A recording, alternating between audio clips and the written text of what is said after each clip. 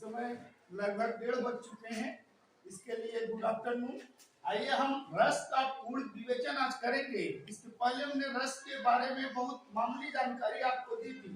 आज जो जानकारी आपको मिलेगी वो ब्रह्मशास्त्र साबित होगा, अर्थात ये कह लीजिए कि ये रस आपने पढ़ लिया, आज का जो क्लास है उसको आपने पढ़ लिया तो दोबारा रस पढ़ने की जरूरत नहीं होगी। अक्सर एग्जाम में यहीं से क्वेश्चन पूछे जाते हैं और ये क्वेश्चन जब भी पूछे जाते हैं तो आप कंफ्यूज हो जाते हो। आज उसी का डिटेल्स मैं आपके सामने रख रहा हूँ। रस का पूर्ण विवेचन अर्थात रस की उत्पत्ति कहाँ से हुई है और किन आचार्यों ने रस को कितना माना है, उनकी संख्या क्या है, फिर रस की व्याख्या किन आचार्यों ने की है, हम उसे भी बताएंगे पूरे विस्तार के साथ। तो आइए हम देरी ना करते हुए हम रस की तरफ आपको ले चलते हैं। आप इस वीडियो को लास्ट तक देखिएगा और लास्ट में देखने के बाद निश्चित ही आपके पूर्ण रूप से रस के बारे में समझ आएगी और वास्तव में आप इस वीडियो को देखने या पढ़ने या सुनने के बाद आप कुछ न कुछ इस वीडियो से जरूर हासिल करोगे। तो आइए हम आगे रस से शुरू करते हैं। रस की परिभाषा हमने इसके पहले बता दिया था और रस की परिभाषा से फिर हम आज शुरू करते हैं कि रस के जन्मदाता कह लीजिए या रस की उत्पत्ति कहाँ से होती है, वहीं से शुरू करेंगे, लेकिन डिटेल्स आपको आगे हम बताते जाएंगे। तो आइए देखें कि रस कहाँ से शुरू हो रहा है। जबकि हम कोई कविता पढ़ते हैं या सुनते हैं या कोई नाटक देखते हैं तो जो हम ग्रहण करते हैं उससे हमें एक आनंद की अनुभूति होती है, वही रस है। ये एक सिंपल भाषा में कह दिया गया। लेकिन आचार्य भरत मुनि जो कि नाट्य शास्त्र के संपादक हैं या ये कह लीजिए कि नाट्य शास्त्र रस की उनकी बहुत ही महत्वपूर्ण पुस्तक है, जहां से रस की शुरुआत होती है। अर्थात भरत मुनि का नाट्य शास्त्र, ये एग्जाम में कई बार पूछा जा चुका है कि ये नाट्य शास्त्र पुस्तक जो है किसकी रचना है, ये भरत मुनि की है। हाँ दोस्तों, ये भरत मुनि की रचना नाट्य शास्त्र है और यहीं से रस की उत्पत्ति होती है। अर्थात भरत मुनि ने अपने नाट्य शास्त्र में 8 रसों की चर्चा की और 8 रसों के अस्थायी भाव की बात भी कही है। अर्थात अब हम जान गए कि भरत मुनि ने अपने नाट्य शास्त्र की पुस्तक में केवल और केवल 8 रसों की चर्चा की है, जिसमें अगर हम देखें तो रस और अस्थायी भाव हमने लिख दिए हैं। सबसे पहले श्रृंगार रस, हास रस, करुण रस, रौद्र रस, वीर रस, भयानक रस, विभत्स रस और अद्भुत रस, यही 8 है और इनके अस्थायी भाव है रति, हास, शोक, क्रोध, उत्साह, भय, जुगुप्सा और विस्मय। ये 8 जो रस है और इन रसों के अस्थायी भाव है, ये आप अच्छे से याद रखिए। ये खास करके 9th, 10th और 11th, 12th में पूछे जाते हैं कि इस रस का अस्थायी भाव क्या है। ये बच्चों के लिए बहुत ही इम्पोर्टेंट है। बोर्ड एग्जाम के लिए जो बच्चे बैठने वाले हैं उनके लिए इम्पोर्टेंट है कि इनके कौन से रस का क्या अस्थायी भाव होता है। लेकिन इसको हम आपको आगे ले चलते हैं कि भरत मुनि ने नाट्य शास्त्र में 8 रसों की चर्चा की, तो 8 रस ही नहीं है, आगे चलकर और आचार्यों ने इसमें वृद्धि करते गए। किसी ने 10 माना, किसी ने 9 माना, किसी ने 11 और यहाँ तक कि 12 और 13 भी हो गए हैं, उसको भी हम बताएंगे। तो आइए सबसे पहले हम बात करते हैं शांत रस की। तो शांत रस में देखेंगे कि कुल 9 रस हैं। कुल 9 रस की चर्चा की गई है। अभिनवगुप्त और भट्ट ने किया है शांत रस को मिला करके, अर्थात यहाँ से लेकर के यहाँ तक अर्थात शांत रस तक, यही मूलतः आचार्यों ने 9 रस की बात करते हैं और हमें 9 रस के बारे में बताया भी जाता है। जो बोर्ड में या ये कह लीजिए जो बच्चे स्कूलों में पढ़ते हैं उनको 9 रस के बारे में ही ज्यादातर बताया जाता है कि रसों की संख्या 9 है, जिसको अभिनवगुप्त ने बताया। अभिनवगुप्त ने शांत रस को माना और उसकी संख्या 9 बताई है। इसी प्रकार विश्वनाथ ने वात्सल रस को और आगे बढ़ा दिया, अर्थात 9 में एक और जोड़ करके उन्होंने 10 को मान लिया, अर्थात 10 रसों की संख्या 10 हो गई। फिर आगे चल के आचार्यों ने और एक आचार्य रूप गोस्वामी, उन्होंने एक और रस को बढ़ाया, अग्नि रस। इसका स्थायी भाव ईश्वर विषय प्रति होता है, अर्थात इन्होंने 11 रस को माना, अर्थात 8 यहाँ और 3 इधर मिलकर के 11 हुए। फिर एक और आचार्य आते हैं रुद्र, जिन्होंने पेयान, जिसका स्थायी भाव स्नेह होता है, इन्होंने रस को माना। इस प्रकार से आगे आने वाले आचार्यों ने रस को बढ़ाते गए, जबकि मूलतः रसों की संख्या 9 ही मानी जाती है, 9 ही स्थायी भाव है।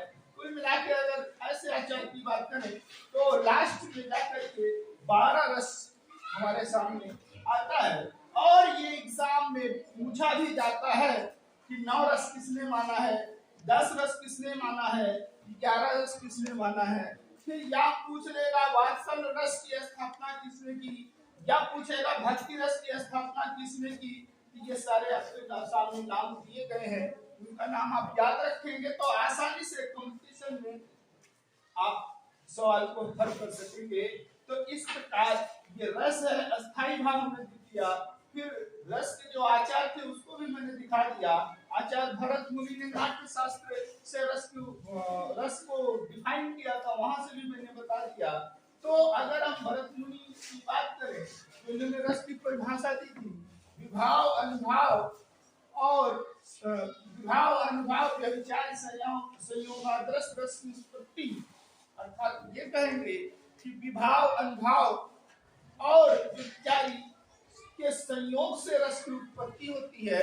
इसकी परिभाषा भरत मुनि ने अपने ही नाट्य शास्त्र में दिया था। यह भी एग्जाम में कई बार पूछा जा चुका है, इसको भी आपको जानना है। इस प्रकार से बच्चों आपने देखा कि जहां रसों की संख्या 9 थी उससे बढ़कर के 12 हो गई। और अगर भरत मुनि की बात की जाए तो भरत मुनि ने कितने रस को माना है, तो उन्होंने 8 रस को माना है। तो आइए इन रस की व्याख्या करने वाले व्याख्याता के बारे में जानते हैं।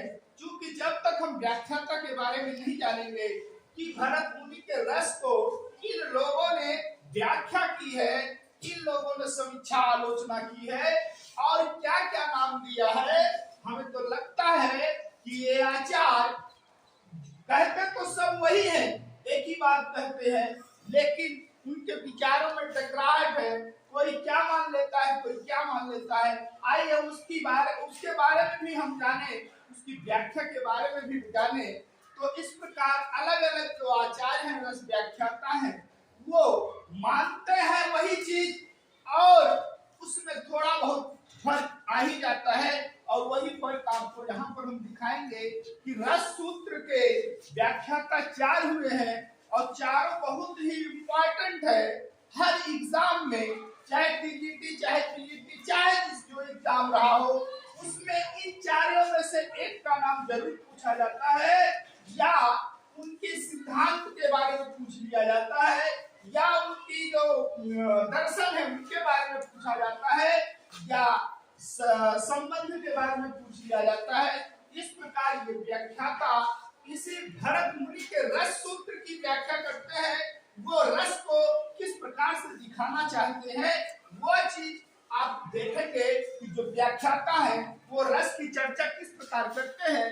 जिस प्रकार से भरत मुनि ने रस की व्याख्या अर्थात रस को बताते हुए ये बताया था कि विभाव अनुभाव व्यभिचारी के संयोग से रस की निष्पत्ति होती है, उसी रस की निष्पत्ति शब्द को आगे लेकर के इन आचार्यों ने व्याख्या कर डाली। अर्थात जो निष्पत्ति शब्द है उसकी व्याख्या आगे के आचार्यों ने किस किस नाम से किया है वही हमें देखना है।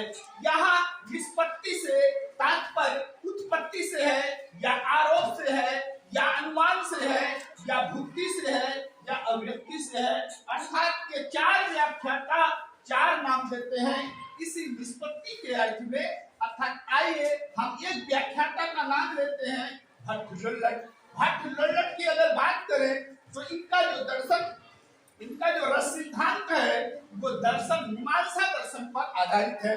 ये भी एग्जाम में कई बार पूछा गया कि भट्टलोल्लट का जो रस सिद्धांत है वो किस पर आधारित है, वो मीमांसा दर्शन पर आधारित है। और जो संयोग संबंध है वो उत्पाद और उत्पादक की बात करता है। उत्पाद्य का मतलब जो खाने वाली चीजें, खाने योग्य चीजें है। उत्पादक का मतलब जो खाने वाला है। अर्थात उत्पाद और उत्पादक का अर्थ आप आसानी से समझ जाइए कि जो खाने वाली चीज है उसको उत्पाद्य, और जो उत्पादक है अर्थात जो खाने वाला उसको उत्पादक बोलते हैं। इस प्रकार जो खाद्य और खादक दो अर्थ दिए हुए, दोनों का किस प्रकार से संयोग संबंध है वो चीज यहाँ पर दिखाया गया है। और इसी निष्पत्ति को उत्पत्ति माना है भट्टलोलट ने। अर्थात वो कहते हैं निष्पत्ति नहीं बल्कि उत्पत्ति होती है, और उसी उत्पत्ति को आरोपवाद सिद्धांत के नाम से जाना जाता है। अर्थात भट्टलोलट उस अपनी उत्पत्ति को आरोपवाद सिद्धांत का नाम देते हैं।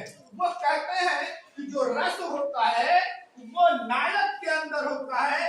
अगर कोई रामायण की कहानी चल रही है तो राम और सीता का अगर प्रसंग हो तो उसमें अगर राम दिखाई दे रहा है तो रस की उत्पत्ति राम के अंदर आरोपित कर दिया जाता है। अर्थात राम को देख करके ही रस की उत्पत्ति होती है। अर्थात इन्होंने भट्टलोलट ने रस को राम के अंदर आरोपित कर दिया। अर्थात जो नायक होता है उसी के अंदर रस होता है, ये कह रहे हैं भट्टलोलट। जबकि अगर आचार्यों ने ये कहा कि जो देखने वाला है उसके अंदर रस की उत्पत्ति हो रही है सामने वाली चीज को देख करके, लेकिन इन्होंने क्या कहा, नहीं, जो देखा जा रहा है उसके अंदर रस, वहां पर रस की उत्पत्ति हो रही है। अर्थात उसी के अंदर रस है, उस रस को आदमी लोग क्या करता है, दर्शक लोग ग्रहण करता है। ऐसा इन्होंने भट्टलोलट ने कहा। लेकिन इसी को आगे लेकर चलते हैं भट्ट शंकु के बारे में। इनका जो रस सिद्धांत है वो न्याय दर्शन पर आधारित है, और अनुमाप और अनुमापक ये दो शब्द आते हैं। अनुमाप का अर्थ होता है जिसको अनुमान किया जा सके, अनुमान योग्य, जिसको अनुमान लगाया जा सके। अनुमापक का मतलब जो होता है जो अनुमान लगाने वाला हो। इस प्रकार से अनुमाप और अनुमापक शब्द बने हुए हैं। आज इनके सिद्धांत की बात करें तो ये अनुमिति मानते हैं, अनुमितिवाद मानते हैं। जिस प्रकार से इन्होंने यहाँ आरोप लगाया राम के अंदर, उसी प्रकार से शंकुक ने यहाँ पर अनुमान लगाया। इसके अंदर नट के अंदर, वो नट अगर कोई कलाकारी कर रहा है, नाच रहा है, कूद रहा है, तो जो देखने वाला है वो उसके अंदर अनुमान लगाता है नट के अंदर कि रस उसी के अंदर है, उसी का अनुमान लगा करके उसको ग्रहण करता है। अर्थात भट्ट शंकुक ने थोड़ा बहुत चेंज किया। यहाँ उन्होंने आरोप लगाया था और यहाँ उन्होंने केवल ये कहा कि उसके अंदर अनुमान किया जाता है कि रस उसके अंदर है। इसी को आगे बढ़ाइए, देखिए भट्ट न्याय क्या कहते हैं। भट्ट न्याय का जो रस सिद्धांत है वो सांख्य दर्शन पर आधारित है। वो भोज्य और भोजक है। भोज्य का अर्थ यह होता है कि जो खाने योग्य हो, जो खाने योग्य हो उसे हम भोज्य, और जो खाने वाला हो उसे भोजक कहते हैं। अर्थात यहाँ खाने योग्य और खाने वाला दोनों का संयोग संबंध दिखाया गया। इसी प्रकार से इनका जो सिद्धांत है वो भुक्ति और भुक्तिवाद के नाम से जाना जाता है। अर्थात निष्पत्ति का अर्थ देखें तो भुक्ति हुआ, और इसके सिद्धांत की बात करें तो भुक्तिवाद हुआ। अब देखिए भुक्ति का मतलब भोग लेना, अर्थात किसी चीज को देख करके ग्रहण करना, वही भोग है। अर्थात जिस प्रकार से हम भोजन को ग्रहण करते हैं, खाते हैं, उसी प्रकार से यहाँ रस को भी ग्रहण किया जाता है, रस को भी भोग किया जाता है। वही चीज भट्ट नायक कहते हैं कि जो हमारा दर्शक होता है, अर्थात किसी मंच पे कोई चीज चल रही, कोई सीरियल चल रहा है या नाटक चल रहा है, तो उसको देख करके दर्शक उससे रस को ग्रहण करता है, रस को भोगता है। यही भट्ट नायक का सिद्धांत है, और ये भट्ट नायक का सिद्धांत भुक्तिवाद के नाम से जाना जाता है। ये सारे क्वेश्चन एग्जाम में किसी न किसी एग्जाम में हमेशा पूछे गए हैं और हमेशा पूछे जाते रहेंगे। आइए अभिनव गुप्त की बात करें तो अभिनव गुप्त का जो दर्शन है वो शैव दर्शन पर आधारित है, और उनका व्यंग और व्यंजक की बात करते हैं। व्यंग क्या है और व्यंजक क्या है। व्यंग का मतलब चोट करने वाली चीज या चुटीली, ये कह लीजिए कि ऐसी बातें बोलना जो व्यंग यानी आपको परेशान करती हो ऐसे व्यंग, और व्यंजक का मतलब हुआ वो चीजें जो कहने वाला है उसको बोलते हैं, अर्थात व्यंग और व्यंजक। व्यंग जो व्यंजक जो होता है वो कहता है, व्यंग कहता है, व्यंग करता है, किसी पे कटाक्ष करता है। इस प्रकार से व्यंग और व्यंजक शब्द आते हैं। ये आपके रस के जो संयोग संबंध होते हैं उनकी बात यहाँ की गई है। और अभिनव गुप्त आगे जब देते हैं कि ये अभिव्यक्ति की बात करते हैं। अभिव्यक्ति जो है निष्पत्ति का अर्थ है, और इसका जो वाद है अर्थात सिद्धांत, अभिनव गुप्त का जो सिद्धांत है वो अभिव्यक्तिवाद है, वो अभिव्यक्ति होती है। अब यहाँ देखिए, यहाँ से चलते चलते एकदम से रस उलट गया। यहाँ कह रहा है कि रस की अभिव्यक्ति होती है, कहीं कहता है रस को ग्रहण किया जाता है, कहीं कहता है कि रस को देखा जाता है। इस प्रकार से इन आचार्य जो है ये भी कहीं न कहीं भटक जाते हैं, अर्थात ये बात एक ही करते हैं, एक ही जगह आके रुकते हैं और सबकी बात सही है। अब इस बात में कहाँ आंशिकता छिपी हुई है, अर्थात सबका आंशिक रूप से छिपा हुआ है। इसके आगे आचार्यों ने बहुत से रस और रस की बात कही, साधारणीकरण की बात कही, तो वही साधारणीकरण यहाँ भी है कि अभिव्यक्तिवाद, अर्थात जब हमारे अंदर अस्थाई भाव या विभाव या अनुभाव इस प्रकार के भाव उठते हैं, अर्थात हमारे अंदर अस्थाई भाव हमेशा विद्यमान होता है। और ये कह लीजिए कि जो अस्थाई भाव है वो गॉड गिफ्टेड होता है, जो हमारे अंदर हमेशा विद्यमान रहता है।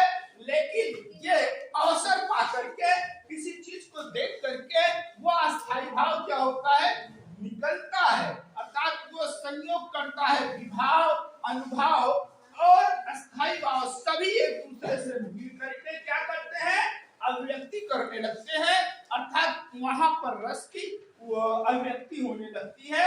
ये जो पाया जाता है सहृदय के अंदर पाया जाता है, अर्थात ये कह लीजिए कि जो देखने वाला है वो आदमी उसी प्रकार की चीजें देख रहा है, जैसा उसको अच्छा लग रहा है वही सहृदय हुआ, और उसी के अंदर ऐसे रस उत्पन्न होंगे, अर्थात अभिव्यक्त होंगे, अर्थात जो रस उसके अंदर पहले से समाहित है, अस्थाई भाव वगैरह, वो क्या होते हैं, अभिव्यक्त होने लगते हैं, निकलने लगते हैं। निकलने का मतलब ये है कि उत्पन्न होने लगते हैं, इसीलिए उस नाम को उन्होंने अभिव्यक्तिवाद दिया कि वहां वो अभिव्यक्त होने लगते हैं। यहाँ इन्होंने भुक्तिवाद की बात कही, यहाँ जस्ट उल्टा कर दिया। यहाँ कहते हैं उसका सेवन करने लगता है, भुक्ति करने लगता है प्रेक्षक, लेकिन यहाँ कहते हैं कि वो रस जो है वहां उद्भूत होने लगता है। दोनों लोग की बात सही है। वजह है कि सामने वाली चीज को देख करके हम रस को ग्रहण करते हैं, कितना सुंदर है, उससे हमें आनंद प्राप्त होता है। लेकिन इनकी बात इस वजह से सही हो जाती है, क्यों? क्योंकि हमारे अंदर अस्थाई भाव ऑलरेडी विद्यमान है। जब वो अवसर मिलता है उसको, तो वो अस्थाई भाव हमको जागृत यानी उद्वेलित करते हैं और वो अभिव्यक्त होने लगता है। इस प्रकार से अभिनव गुप्त इस ऐसी ही बात करके हमको समझाते हैं कि ये चीजें सहृदय के व्यक्तियों, सहृदय वाले व्यक्ति के अंदर ही इस रस की उत्पत्ति हो पाती है। तो इस प्रकार अगर हम देखें, सहृदय से मतलब अगर आचार्य केशव की बात करें तो आचार्य केशव जो है अलंकारवादी आचार्य हैं, वो रसवादी नहीं है। उनके बारे में आचार्य रामचंद्र शुक्ल ने कहा था कि ये सहृदय नहीं है। क्यों? क्योंकि उनके अंदर रस है ही नहीं। अलंकार के तो माहिर है केशव, आचार्य केशवदास, लेकिन रस की अभिव्यक्ति काव्यों में बहुत कम देखने को मिलती है। तो सहृदय से मतलब ये है कि वो आदमी जो देख रहा है किसी चीज को, उसके अकॉर्डिंग है तब तो रस की उत्पत्ति हो पाएगी। अगर उसके अकॉर्डिंग नहीं है तो रस की उत्पत्ति नहीं हो सकती। ये चीज होता है सहृदय। सहृदय का मतलब फिर समझ लीजिए कि जब प्रेक्षक जो देखने वाला है और जो चीज देखा जा रहा है उसके हृदय से इसके हृदय का तारतम्य जब मिलता है, उसी को हम सहृदय कह सकते हैं। तभी वो रस की उत्पत्ति उसके अंदर होगी। नहीं, हम चले जा रहे हैं, कोई आदमी मरा हुआ है, तो मरा हुआ हम देख कर क्या हमारे अंदर रस की उत्पत्ति होगी? क्या दूसरा कोई कहीं मरा हुआ है, हम चले जा रहे हैं, उससे क्या फर्क पड़ता है? हमने बहुत सारे देखे, लेकिन फिर भी कुछ ना कुछ हो जाता है, रस की उत्पत्ति उत्पन्न होती तो फल आदमी मर गया, केवल इतना ही आता है। लेकिन वही अगर हमारे घर में कोई मर जाए कोई, तो उसका जो असर हमारे ऊपर पड़ता है, उसमें जो रस की उत्पत्ति होती है दोनों में अलग होती है। कहने का मतलब जो हमारे घरों में हो रहा है वहाँ सहिष्णुता ज्यादा है, जो गैरों के यहाँ हो रहा है वहाँ सहिष्णुता कम हो पाती है। तो आइए बच्चों, इस प्रकार से अगर आपने रस की व्याख्या और रस के बारे में अच्छे से समझ लिया तो इस चैनल को सब्सक्राइब और लाइक जरूर कीजिए। धन्यवाद।